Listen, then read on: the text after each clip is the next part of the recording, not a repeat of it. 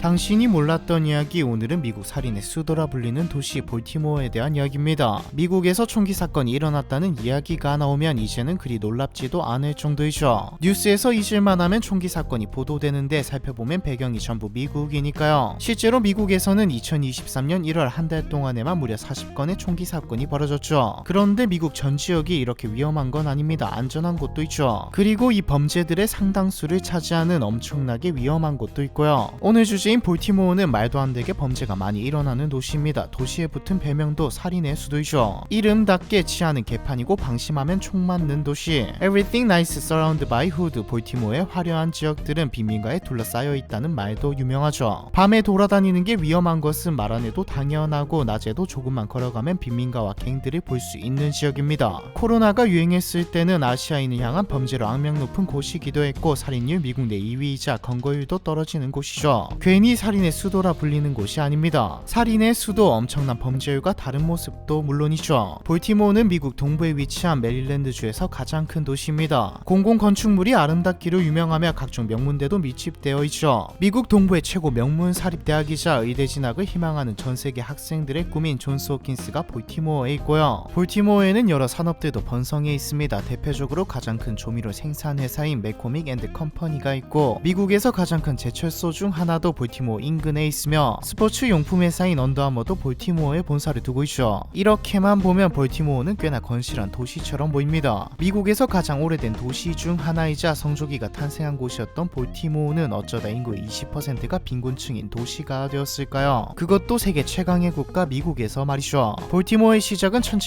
1729년이었습니다. 볼티모어는 유럽 정착민들에 의해 세워졌죠. 볼티모어라는 이름은 당시 메릴랜드주의 영주인 길버트 가문의 자기를 따서 붙여졌습니다. 당시 볼티모어는 담배와 곡물을 운송하는 항구 역할을 했습니다. 1700년대 후반에는 제분업과 밀가루의 수출이 볼티모어의 주요 수입원이었죠. 미국 독립전쟁이 일어나는 동안 볼티모어는 2달이 넘는 기간 동안 국가의 수도가 되었고 1818년 다른 항구들보다 중서부에 가깝게 위치한 덕분에 중서부 무역을 위한 제1의 항구가 되기도 했죠. 또 1830년대 이후부터는 금융의 중심지가 되는가 하며 1840년대와 1850년대에는 많은 독일과 아일랜드 이민자들이 볼티모어에 정착하면서 1860년 볼티모어의 인구는 21만 2418명까지 불어나며 미국에서 세 번째로 큰 도시가 되었습니다. 남북전쟁 후에도 볼티모어의 산업과 문화는 계속해서 발전했죠. 1873년에는 기업인이자 자선사업가인 존스 홉킨스가 사망하였는데 홉킨스는 대학과 병원 설립을 위해 700만 달러를 남겼습니다. 홉킨스의 이름을 딴 존스 홉킨스 대학이 1876년에 존스 홉킨스 병원이 1889년에 설립되었죠. 이후로도 독일과 이탈리아, 아일랜드, 체코 등 각지에서 대규모 이민 행렬이 이어지며 볼티모어의 인구는 1900년에 50만 명을 넘어섭니다. 지금도 이민자들이 많이 가는 도시는 가장 번성한 도시, 기회가 많은 도시 혹은 살기 좋은 도시들입니다. 이민자들의 행렬이 이어졌다는 것은 볼티모어가 번성한 도시였다는 말이죠. 이때까지만 해도 물론 범죄가 있었겠지만 다른 미국의 도시들과 비교해 그렇게 치안이 안 좋지는 않았습니다. 1904년 2월 7일 평화롭던 볼티모어 다운타운 지역의 심장부에서 화재가 발생합니다. 나중에 볼티모어 대화재라는 이름이 붙었을 만큼 그 규모가 엄청난 그야말로 재앙과 다를 바 없는 화재였죠. 이틀 동안이나 지속된 화재로 인해 약 1500개 이상의 건물이 무너졌고 약 1000개의 건물이 심각하게 손상되었으며 140에이커에 달하는 볼티모어 중심부의 대부분이 파괴되었습니다. 재산 손실은 1억 달러에 달했죠. 참고로 볼티모어 화재가 미국 역사상 최악의 대화재로 번진 것은 서로 다른 소화전 규격 때문이었습니다. 화재 발생 초기 자신들의 인력만으로는 화재 진압이 불가능하다는 것을 깨달은 볼티모어 시는 신속하게 인근 도시에 지원을 요청했습니다. 워싱턴과 필라델피아 등의 인근 도시들은 곧장 소방 인력과 장비를 볼티모어에 투입하였죠. 무려 1000여 명의 인력이 볼티모어시에 도착하였으나 이는 무용지물에 가까웠습니다. 볼티모어와 다른 도시들의 소화전 규격이 서로 각기 달랐기 때문에 기껏 가져온 장비를 사용할 수가 없었거든요. 당시 미국의 소화전에는 무려 600개가 넘는 서로 다른 규격들이 사용되고 있었죠. 이 화재로 미국은 소화전 규격 표준의 중요성을 깨닫게 되었고 미국 국립표준기술연구원은 소화전 표준을 제정 설명하게 되었습니다. 사실혼의 주제와는 조금 동떨어진 이야기지만 재밌어서 넣어봤습니다. 대화재 발생 이후 이전보다 치안이 조금 안 좋아지고 경제가 침체되기는 했지만 딱히 문제는 없었습니다. 화재로 발생한 피해는 빠르게 복구되었고 복구 과정에서 오히려 일자리도 많이 생겨났죠. 10년 이후인 1914년에는 제2차 세계대전이 시작됩니다. 볼티모어는 무역과 함께 새로운 산업들이 생겨나 다시 번영하기 시작했죠. 제2차 세계대전이 일어나는 동안에는 볼티모어의 공장들이 비행기, 화학품, 전자용품, 배와 강철 같은 군수 물자들을 생산하며 경제 규모를 키워나갔습니다. 흑인들과 에팔레치아 산맥의 백인들이 볼티모어의 공장에 일자리를 찾아 이주하면서 1950년 볼티모어의 인구는 94만 9,708명에 도달했죠. 이대로 계속 번영할 것만 같던 볼티모어가 내리막길을 걷기 시작한 것은 1960년대부터입니다. 일각에서는 가난한 흑인들이 이주해오면서 치안이 안 좋아졌다는 말도 있죠. 실제로 흑인들이 볼티모어에 흑인들이 사는 빈민가를 만들고 대부분의 범죄도 흑인이 주체인 것은 맞으나 이전에도 가난한 이민자들이 모여 사는 곳은 있었습니다. 아예 영향이 없지는 않지만 볼티모어가 진짜 하락세로 접어들고 치안이 안 좋아진 것은 경제가 악화되기 시작하면서부터이죠. 볼티모어 경제 하락세는 컨테이너 운송 방식이 도입되고 해상 운송 방식이 변화하면서 시작되었습니다. 도심부에 인접한 내양지구의 항만 기능이 외항으로 이전되고 항만이 운영되지 않자 볼티모어 도심부의 활력은 저하되고 도시 기능이 마비되기 시작했죠. 당시 볼티모어는 새로운 활력을 찾지 못했습니다. 1954년 가장 큰 백화점인 오니 백화점이 문을 닫았고 여객선도 사라졌으며 많은 부두도 폐기되었죠. 주요 산업들의 쇠퇴와 함께 시민들이 도심이 아닌 가까운 외곽으로 이주하면서 도시의 인구는 급감하고 대신 도심 주변으로 빈민가가 늘어났습니다. 이는 치안 악화로 이어지게 되었죠. 점차 도시 존립 자체에 대한 위기감이 높아지자 볼티모어시는 해결책으로 30년에 걸친 재개발 계획을 실시합니다. 1963년 시 관계자, 지역 기업가, 정치인 등이 하나가 되어 볼티모어 항을 되살리기 위한 대규모 프로젝트에 착수하였죠. 민간 합동기구인 찰스 센터 볼티모어 항구 법인이 설립됐고 22만 제곱미터의 버려진 해변가 공간을 재개발하기 위한 마스터 플랜이 마련됐습니다. 볼티모어 항구 재개발 사업의 핵심 컨셉은 페스티브 마켓플레이스였죠. 문화, 쇼핑, 먹거리, 볼거리, 이벤트를 하나의 패키지로 묶어서 볼티모어 항구를 1년 365일 언제라도 축제를 즐길 수 있는 항구로 만드는 게 목표였습니다. 즉 항구를 축제장으로 재탄생시키는 것이었죠. 재개발 사업으로 볼티모어는 수족관, 수상박물관, 해양과학관을 건설하고 도심에는 공원, 식물정원과 함께 박물관, 기념관 같은 교육문화시설이 건설되었습니다. 하지만 아무도 몰랐습니다. 성공적으로 보이는 이 재개발이 볼티모어를 살인의 수도로 불리게 만들지는 말이죠. 볼티모어는 지역경제에 활로는 찾았지만 도시 공동화 현상과 치안 불안 문제는 해결하지 못했습니다. 정확히는 빈민가의 사람들이 일할 곳은 그 어디에도 없었죠. 이 상황에서 지역경제가 살아나니 빈민가의 사람들은 약탈과 강도에 몸을 담기 시작했습니다. 때로는 약을 팔거나 살인까지 저질렀죠. 그럴수록 빈민과 도심의 경계는 더 뚜렷해졌고 빈부격차는 엄청나게 심해졌습니다. 같은 도시지만 양쪽의 삶은 아예 달라졌죠. 1968년에는 마틴 루터 킹 2세 암살 사건으로 인해 흑인들이 시위에 뛰어들게 됩니다. 킹 목사 피살 이후 미국 전역 약 125개 도시에서 흑인들의 시위가 벌어졌으나 그 중에서도 가장 폭력적인 양상을 띈 곳이 바로 볼티모어였죠. 시위로 인해 6명이 사망하고 많은 주택들이 파괴되었으며 인종 간의 갈등은 극에 달했습니다. 시위는 약탈으로도 이어졌죠. 1980년대 볼티모어는 인구 감소와 함께 경기 불황을 겪게 되고 실업률이 상승하면서 빈곤층은 더 극심하게 늘어났습니다. 덩달아 불법 약을 비롯한 각종 범죄도 판을 치기 시작했죠. 이전에도 볼티모어 동부 지역의 치안이 좋지 않았으나 집값과 물가 상승으로 인해 빈민가 주민들이 서부 지역으로 이동하면서 서부 지역의 빈곤과 치안 불안 문제도 심각해지기 시작했습니다. 현재도 서부에서는 약과 관련된 범죄가 폭발적으로 증가하고 있으며 총기 구매가 쉬워서 총기 사고도 빈번하죠. 금방 말했던 한 도시 안에서 빈부격차가 엄청나게 심하다는 말 기억나시죠? 재개발 사업을 실시하면서 치안 문제는 해결하지 못하는 바람에 볼티모어는 특이한 형태를 가지게 되었습니다. 이 지역은 안전하고 이 지역은 슬럼가인 경계선이 있는 게 아니라 안전한 길을 좀 걷다 보면 왼쪽은 슬럼가, 오른쪽도 슬럼가, 근데 앞은 또 치안이 나는 괜찮은 지역인 처음에 나왔던 말 그대로 빈민가에 둘러싸여 있는 형국이 되었죠. 그런데 경제가 안 좋아져서 치안이 안 좋아졌다는 것은 알겠는데 왜 살인의 수도라고 불릴 만큼 악화된 걸까요? 볼티모어 범죄의 근본적인 문제는 빈곤의 악순환입니다. 빈민가의 아이들은 기회가 없죠. 기회가 없다기보다는 보고 배우는 게 범죄라 자연스럽게 범죄에 몸을 담게 됩니다. 보통 빈민가에서 자란 이들이 열심히 살아서 중상층 이상이 되기보다는 반대의 경우가 더 많죠. 외부에서도 내부에서도 범죄자들은 계속해서 늘어나고 있는 겁니다. 빈곤과 범죄가 지속되면서 부자들 뿐만 아니라 중산층들도 볼티모어를 벗어나기 시작했습니다. 중산층 혹은 저소득층이 떠난 빈자리는 빈집이 되었고 중독자 범죄자의 은신처가 되었죠. 이민자들이 오는 도시에서 범죄자들이 오는 도시로 바뀐 겁니다. 볼티모어도 자신들의 문제를 잘 알고 있습니다. 해결을 해보려고도 했죠. 2015년 한 해 살인사건이 350건을 넘어섰고 이에 따라 많은 정치인들이 치안 확보를 공약으로 내세우며 시장 선거에 출마했습니다. 새롭게 선출된 시장은 범죄와의 전쟁을 선포하며 대대적인 범죄 소탕에 나섰죠. 볼티모어 시경은 범죄를 줄이기 위해 사람들이 밤거리를 돌아다니는 것을 통제했고 불법 총기를 적극 추적해 총기 범죄를 줄이려 노력했습니다. 문제가 생긴다 하더라도 많은 범죄자를 소탕한 경찰이 즉 실적이 좋은 경찰이 우대를 받게 되면서 범죄율이 이전보다 비교적 낮아지긴 하였으나 부작용도 있었죠. 사복을 입고 밤거리를 순찰하는 경찰은 왕이나 다름없었고 우범지대 순찰의 명목으로 평범한 시민들을 위협하기도 했습니다. 그래도 이 상황이 몇 년간 유지되었더라면 볼티모어의 치안은 좀 나아졌을 겁니다. 하지만 2015년 프레디 그레이라는 이름의 흑인 청년이 경찰의 과잉 단속으로 인해 목숨을 잃으면서 분노한 시민들이 볼티모어에서 시위를 일으키게 되죠. 흑인들의 시위는 볼티모어 중심가를 덮쳤고 온갖 범죄들도 따라왔습니다. 경찰을 지켜주는 경찰은 없었죠. 결국 용의자가 거칠게 저항하면 연행을 포기하는 경찰들까지 생겨나게 됩니다. 경찰의 신뢰는 땅에 떨어지고 보복을 당할까봐 경찰이 얽힌 재판에 배심원 합류를 거부하는 경우까지 급증하면서 범죄 검거율까지 떨어지자 범죄는 더 대담하고 잔인하게 볼티모어를 덮쳤죠. 그럼에도 볼티모어는 현재까지 강경책을 펼치고 있습니다. 범죄율을 줄일 방법은 공권력의 강화 말고는 없으니까요. 과연 볼티모어는 가난의 굴레와 범죄의 악순환에서 벗어나 치안 불안을 해결할 수 있을까요? 미국 살인의 수도라 불리는 도시 볼티모어에 대한 이야기, 이번 편은 여기까지입니다.